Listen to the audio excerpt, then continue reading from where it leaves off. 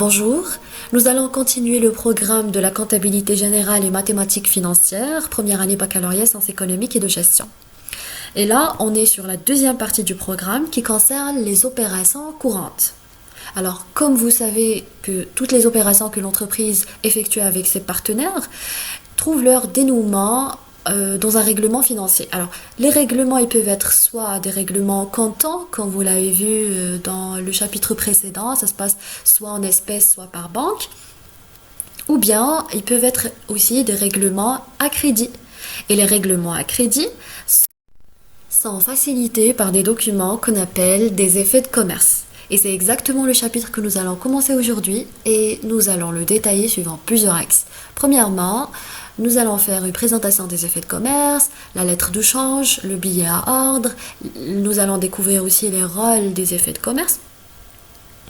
Deuxièmement, la création des effets de commerce. On va s'intéresser aux comptes qu'on utilise ici.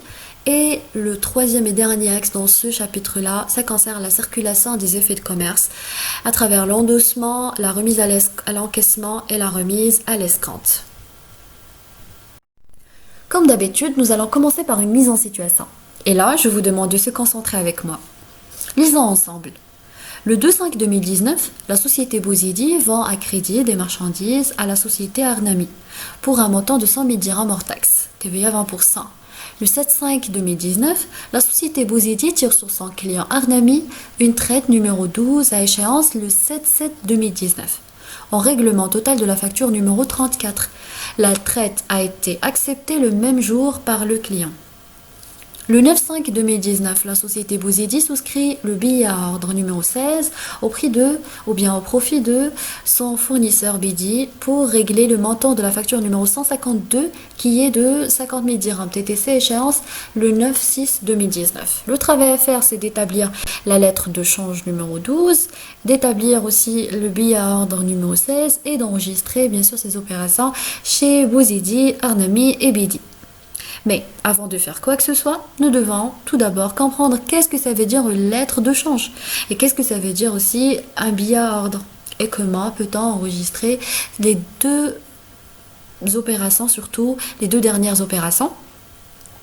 La première, j'imagine que vous l'avez bien compris, qu'il s'agit d'une vente à crédit de marchandises. Bozidi, c'est le fournisseur ou bien le vendeur. Arnami, c'est le client ou bien l'acheteur. Qu'est-ce qui s'est passé le 7/5/2019? Bozidi, puisqu'il a vendu il a vendu à crédit, donc il doit garantir cette créance-là par quelque chose, un document. Qu'est-ce qu'il a fait? Il a envoyé à Arnami une traite à une échéance. Ça veut dire il ne s'agit pas d'un règlement immédiat, bien sûr, c'est un règlement à crédit.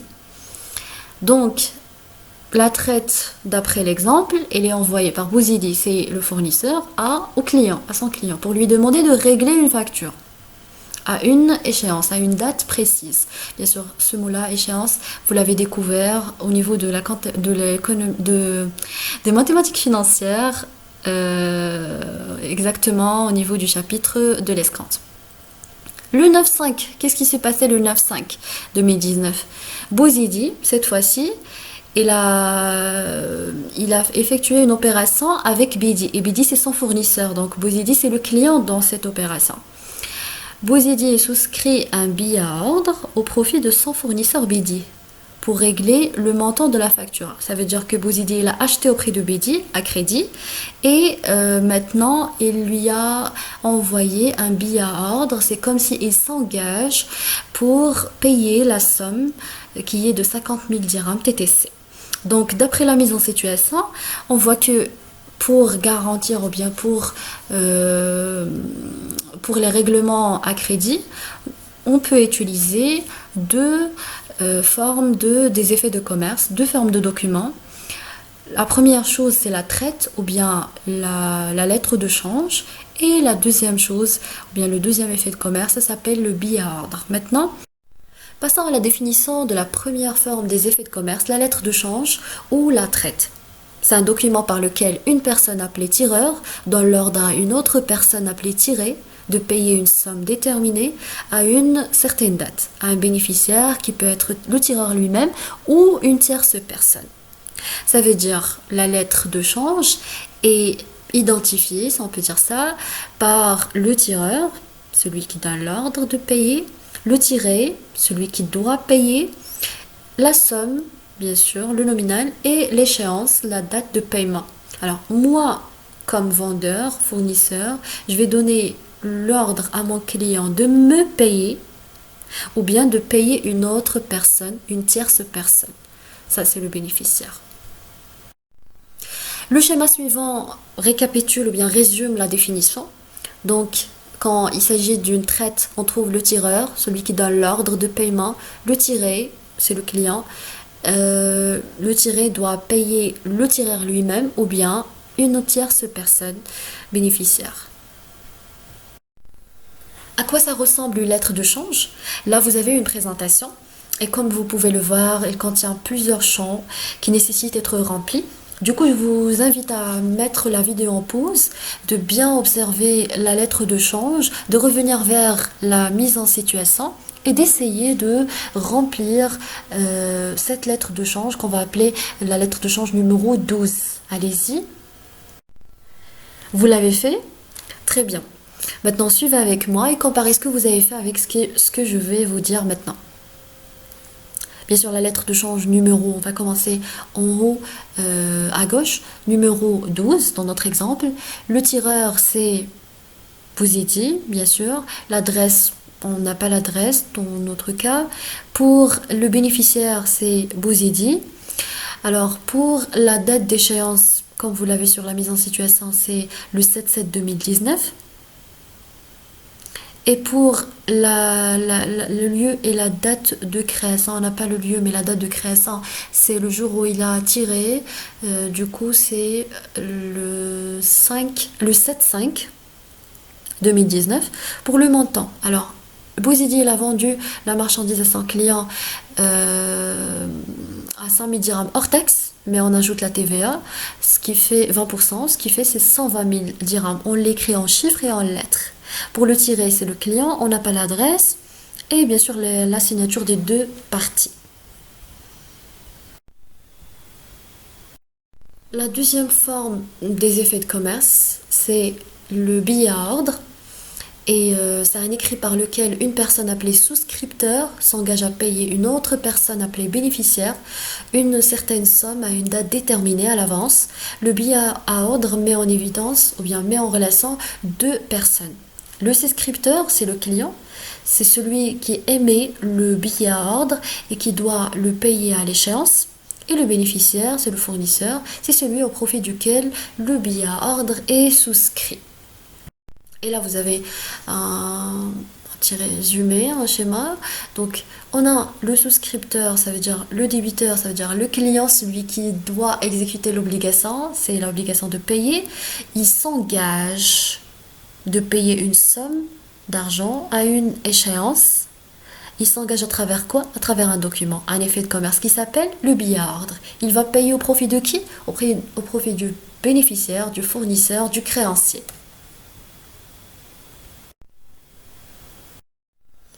Voilà une présentation d'un billet à ordre et là on va essayer de le remplir ensemble.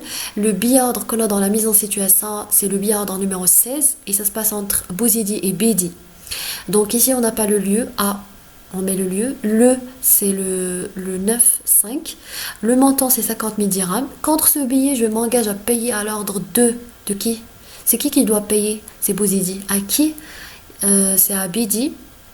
La somme de 50 000, on l'écrit en lettres. Et numéro, on a le numéro du billet à ordre, c'est 16. Le souscripteur, c'est Bouzidi. Et la domiciliation, ça veut dire l'adresse. Et il doit signer, bien sûr. Très bien. Maintenant, vous savez ce que ça veut dire une lettre de change et un billet à ordre. Mais à quoi ça sert les effets de commerce? Au niveau de la mise en situation, dans la deuxième opération, Bouzidi a envoyé à son client une traite qui a une échéance. C'est parce que il lui a vendu à crédit. Donc du coup, Bouzidi voulait garantir que son client va le payer à une date précise. Donc voilà le premier rôle des effets de commerce, c'est qu'ils constituent des moyens de garantie des créances à l'échéance. Si vous vous rappelez, si vous avez fait attention au niveau de la définition de la traite, nous avons dit que le tireur est dans l'ordre tiré de payer soit le tireur, soit une autre personne, une tierce personne. Qu'est-ce que cela veut dire? C'est-à-dire que moi, je suis bénéficiaire d'un effet de commerce, ça veut dire que je vais encaisser une somme, mais de l'autre côté, j'ai une dette. Ça veut dire que je peux payer ou bien je peux payer mes dettes, par un effet de commerce. Et c'est ça le deuxième rôle des effets de commerce, et qui constituent des moyens de paiement des dettes. Est-ce que je dois attendre jusqu'à l'échéance, la date d'échéance, pour encaisser la somme de l'effet de commerce? Eh bien non. Nous allons bien détailler ça dans le prochain axe, mais on peut dire que on peut encaisser la somme d'un effet de commerce même avant l'échéance grâce à une opération qui s'appelle l'escompte. Ça veut dire négocier l'effet de commerce avant l'échéance et encaisser la somme. Vous avez fait ça au niveau des mathématiques financières, et du coup, on peut dire que les effets de commerce constituent des moyens de financement puisqu'ils permettent à l'entreprise détentrice d'un effet de commerce d'obtenir la liquidité avant l'échéance.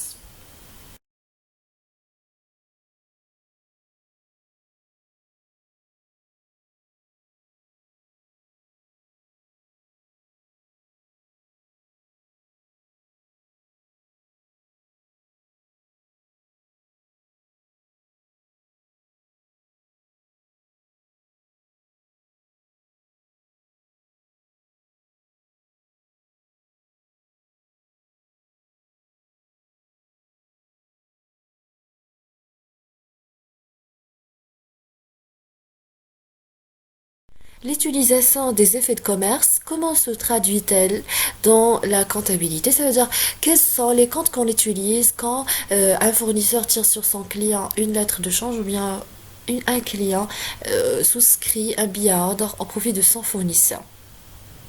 Donc, quand le fournisseur vend à crédit, il débite le compte client 3421, et quand le client achète à crédit, il crédite le compte 4411, ça vous le savez très bien, mais maintenant c'est plus une créance normale, ça se fait par des effets de commerce, et du coup on va utiliser un nouveau compte, on va remplacer cette créance normale, on va remplacer le compte client et fournisseur par de nouveaux comptes. Alors pour le client, c'est toujours une dette qui doit payer, qui se trouve dans la classe 4, et ça s'appelle fournisseur effet à payer. Et là, je vous invite à prendre vos plans comptables et de chercher ces deux nouveaux comptes. Et pour le fournisseur, c'est une somme d'argent qu'il va recevoir, c'est une créance, et les créances se trouvent dans la classe 3.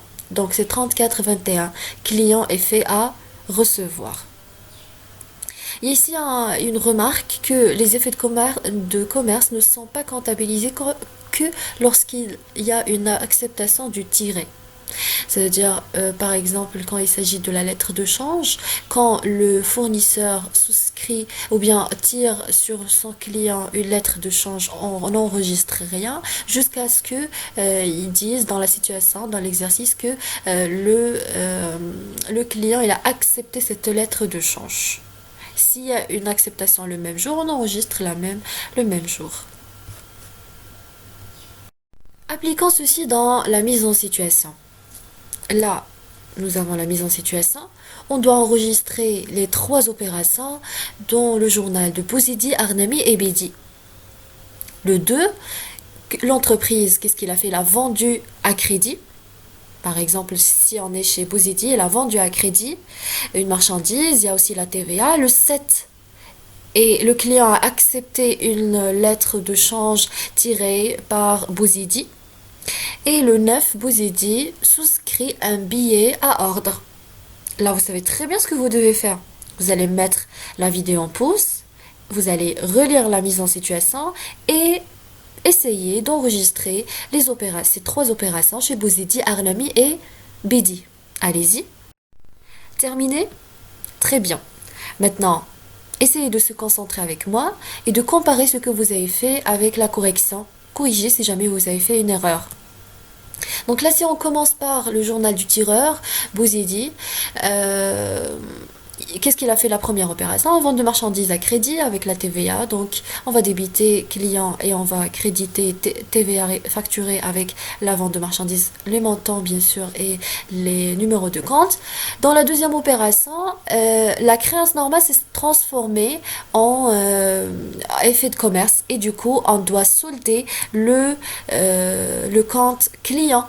Ça n'existe plus, on va le remplacer par client effet à recevoir, comme vous voyez ici.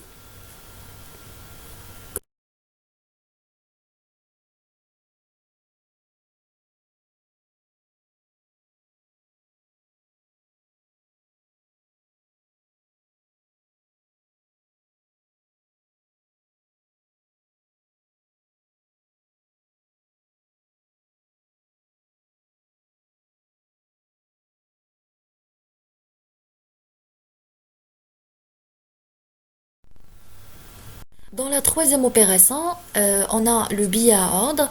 Bouzidi, il a normalement une dette envers son fournisseur Bidi et du coup il lui a envoyé, il a remplacé la dette normale par un effet de commerce, le billet à ordre. Du coup, il doit utiliser le nouveau compte. On utilise fournisseur effet à payer dans le crédit et on solde le compte fournisseur. Pour le journal du bénéficiaire, avec la somme bien sûr c'est 50 000 TTC. Pour le bénéficiaire Bidi, il doit remplacer la créance normale. Ça veut dire normalement il a client, maintenant il n'a plus client. Il va utiliser client effet à recevoir et il va créditer client. Voici une application de tout ce que vous venez de découvrir là.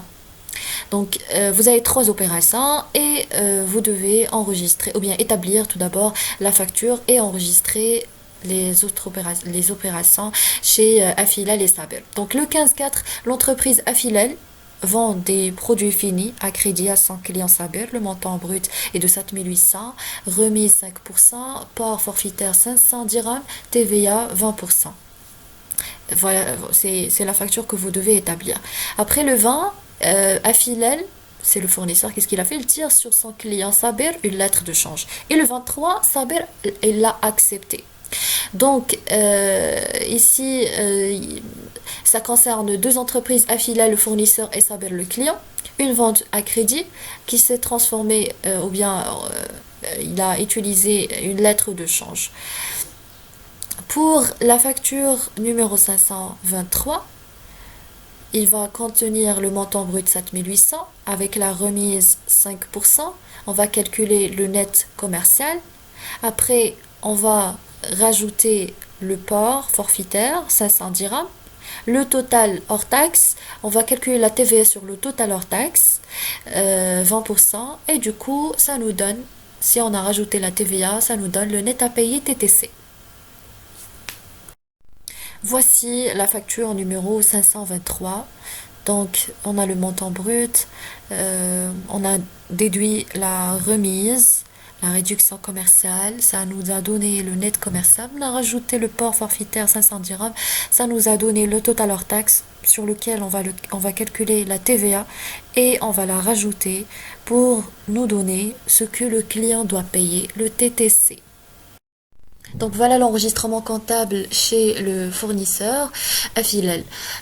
Premièrement, qu'est-ce qu'il a fait? Il a vendu de la marchandise à crédit. Donc il va utiliser client au débit, vente de marchandises à crédit avec la TVA et avec le transport qui constitue pour lui un produit accessoire avec les montants.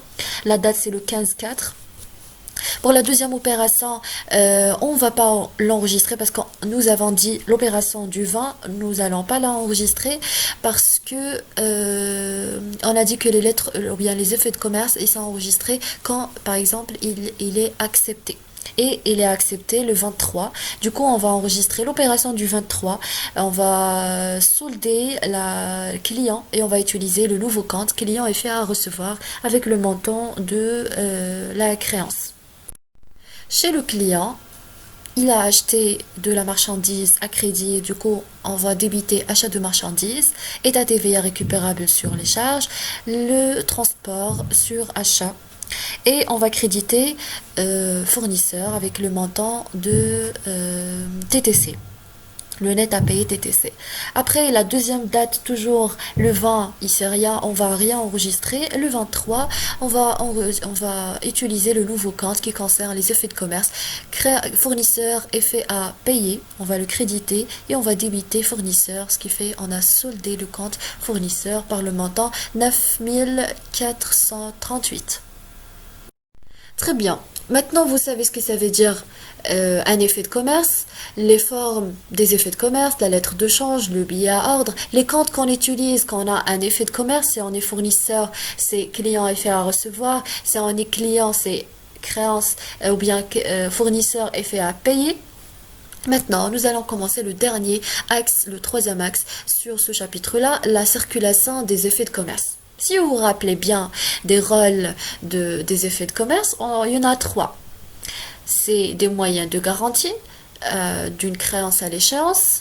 Ça veut dire je peux encaisser une somme quand l'échéance arrive.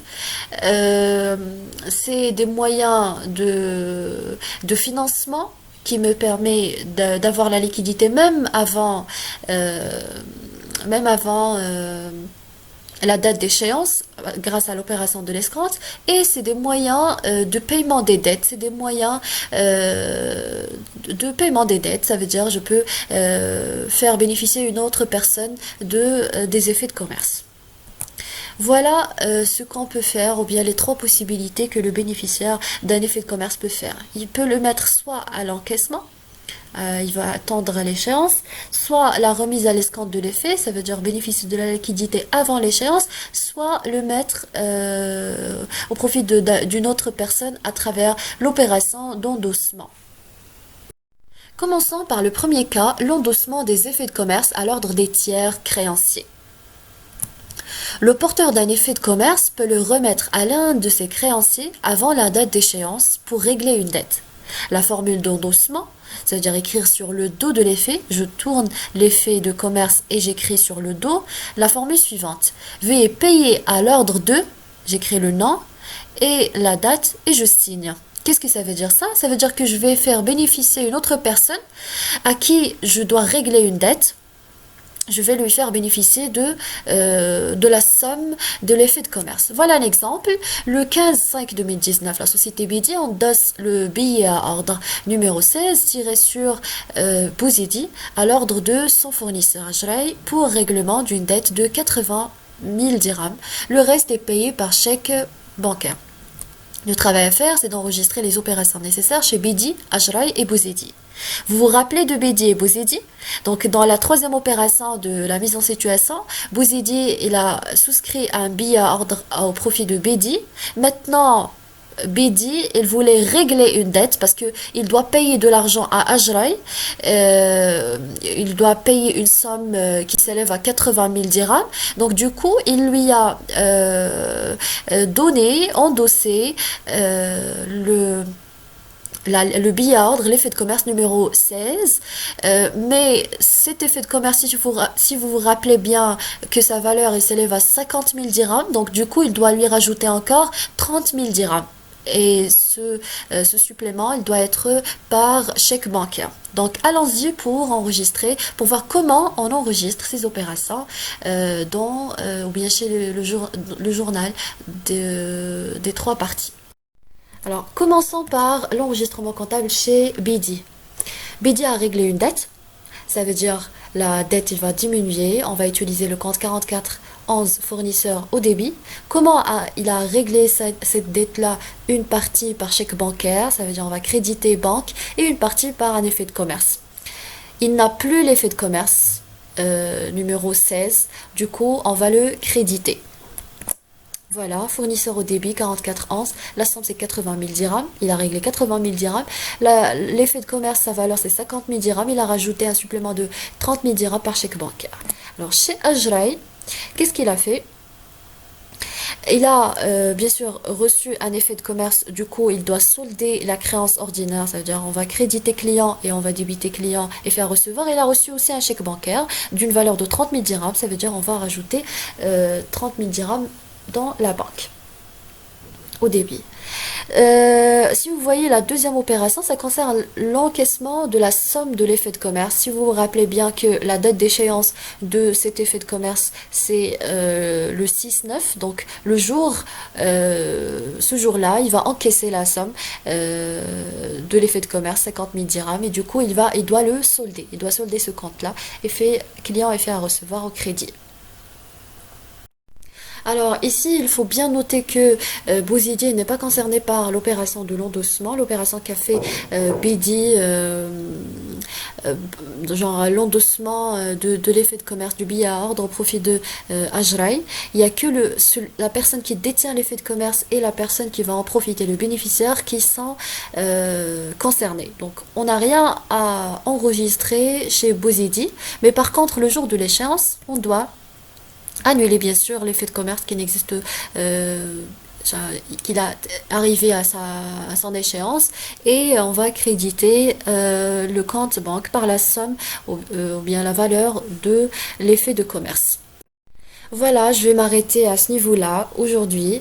Je vous remercie pour votre attention et on se retrouve la semaine prochaine par une nouvelle vidéo.